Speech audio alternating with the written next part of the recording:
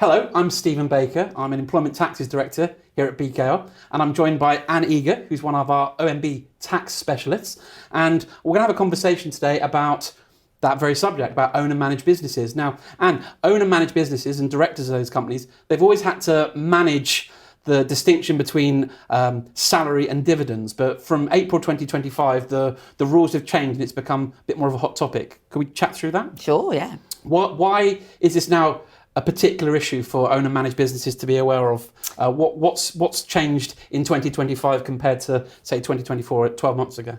I think there are things that have been changing a lot recently, but probably the issue that's brought it to everyone's attention is the increase in employers' national insurance. It's brought everybody's attention right back to remuneration planning again. And although there have been events in the run-up to that particular change that we would have always said as tax people meant it made sense to look at how you structure your remuneration, probably that's the trigger for a lot of people. Yes. And partnered with the increase in the employer's national insurance to 15%, we've also got the employment allowance, which if you're an owner-managed business and an employer, that's also going to have an impact. Yeah, sure. There are lots of strings to pull in this particular area of tax. And I think the fact that they've all come together at a certain time makes it a really sensible strategy to revisit how you pay yourself, how you extract your income from your company. And we've mentioned April 25, which is when those rules changed around the employment allowance and the increase, but is there any reason why there's a cut-off point, or can owner-managed businesses still be looking at this now, or do they need to be aware of the budget that's coming up? What's the sort of time frame? Absolutely. I would say that if you want to look at tax planning, you can look at it at any point in time. You're not sort of stuck with, if you don't do it at the start of the tax year or at the start of the accounting period, that you've kind of missed the boat. I also think it's becoming harder and harder to know what's going to happen in the budget. So to sit and wait for a budget doesn't always help you. I think if you're cautious, wait for the budget. If you're not, go for it. A lot of the time what you do can be unpicked.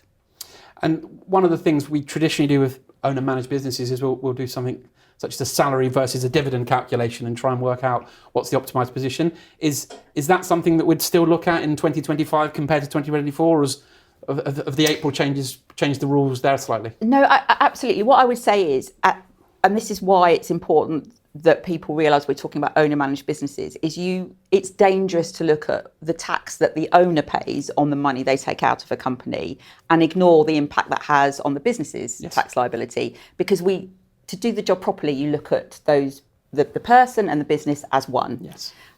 So from our point of view, we would focus on the total entity, the individual and the business, and look at what's the optimum strategy when you look at both. What's the least cost tax approach? Yes.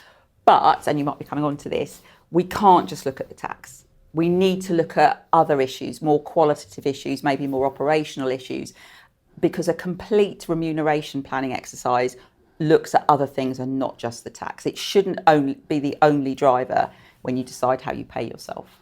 Of course, because around national insurance, you're accruing entitlement to certain state benefits, and that's something you've also got to factor in. And it's not so much the amount you pay, but it's the number of qualifying years. Yeah. So if you don't have those qualifying years because of X remuneration decision that's been made, you might be hitting yourself further down the line in terms of your entitlement to not just the state pension, but other retirement benefits that are there, sick pay, things like this. Absolutely. I mean, there's all sorts of things that people need to remember when they're looking at how they structure their remuneration. And there are things that don't jump into your face immediately. So, for instance, some lenders will not lend on the basis of dividends. Now, it's not all of them. It's getting fewer and fewer. But if you go to remortgage and you can't get a new mortgage because you've switched your income from salary to dividends, that's a real problem. Similarly, there's a limit on pension contributions you can make if your earnings are low. And there are even some tax reliefs that you're no longer eligible to get, or you won't get as great a tax relief. R&D claims are a really good example. If you, as the owner of the business, switch from being on a salary to taking dividends, your R&D tax credits are going to drop. So there are so many little nuances that need to be taken account of. And as a tax person, you're always up against the man in the pub. Yeah. And the man in the pub these days is saying use AI, but AI won't give you that wide scope of things that you need to consider. So from our point of view, we'd say, yes, tax is important, but there are lots of other important factors that need to be taken into account as well. And I suppose one of the other considerations if OMB owners are going to move away from a monthly salary and shift more to a dividend is the impact that has on a business's cash flow. Is that something you want to talk about? Yeah, I think one thing that it can work both ways actually. So if we move the owners of the business away from taking a salary onto dividends, the PAYE bill for the company will go down.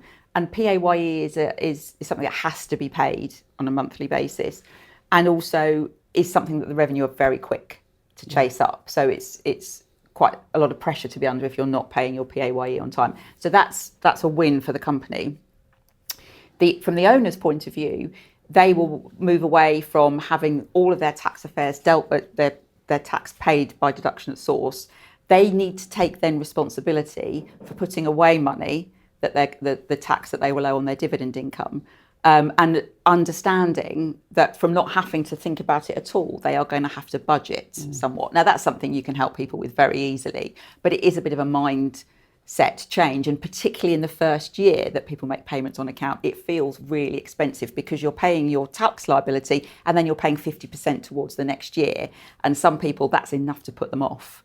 But yeah, the company definitely will see a noticeable difference in its cash flow because it's not paying PAYE every month, and if they can't pay it, then they're not going to be chased because they just don't have that liability anymore. But it's just about that forward planning, I suppose, and understanding it's the first 6 months a year could be it's a period of adjustment. Exactly, it's communicating what the implications are in full of moving from salary to dividends, and it's not just all about what does it do to my tax liability.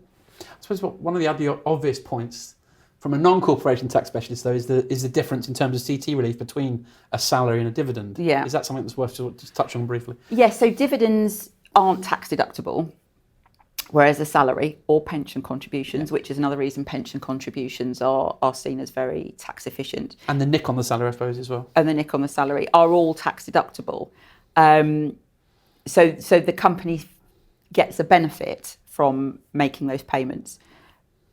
And that's part of the reason we would say, again, look at the whole, not just the owner in isolation, not just the company. What's the tax saving across the board?